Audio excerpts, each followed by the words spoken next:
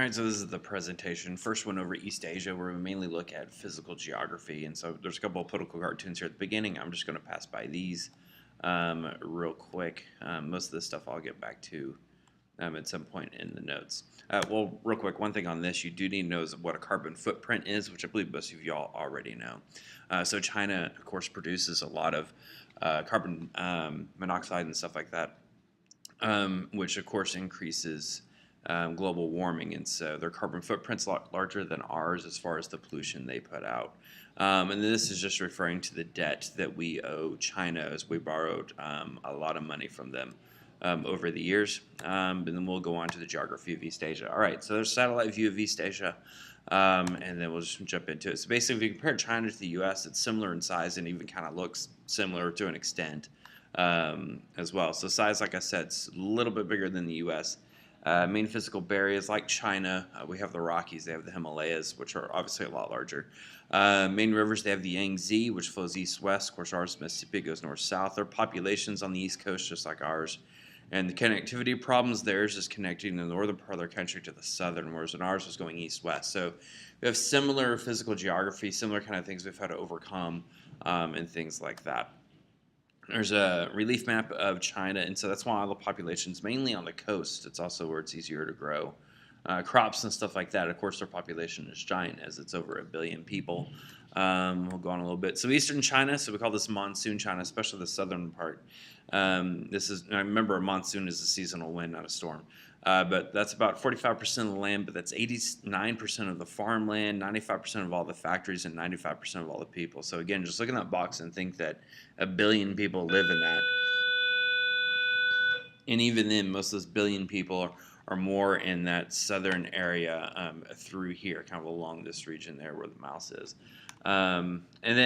So again, pretty much when you talk about Chinese history and old civilizations like the Han Dynasty and stuff like that, all pretty much took place there.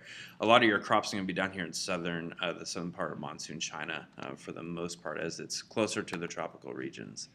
And of course, is where they're going to get their food. All right, then you have the North China Plain. Here you're going to be able to grow wheat and things like that up in this. So wheat is going to be in this area. Rice will be down here, as we'll get to that here in a little bit.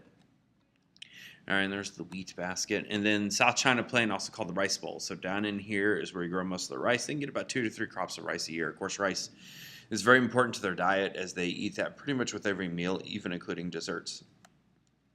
All right, so the rice bowl, of course, it's also very mountainous, so the population density in the cities will be quite high.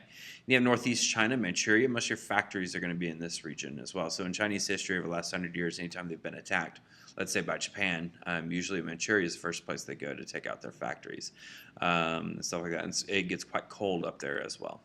All right, Western China, it's really simple. It's dry. It's really dry. All right, and then the Arid Northwest. So this is getting into the Gobi Desert.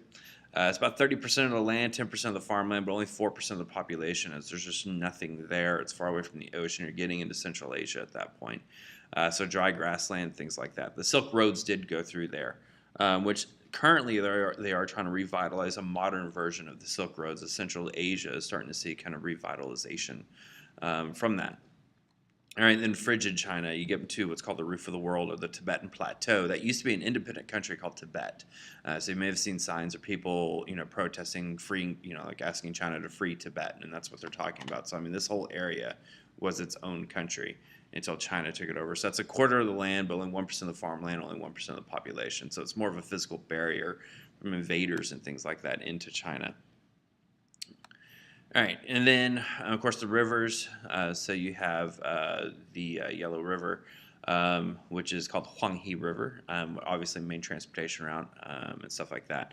And then along the Yangtze River, they built a dam called the Three Gorges Dam, and that was to prevent flooding downriver, so like from Yunnan and down, of course, Shanghai down here.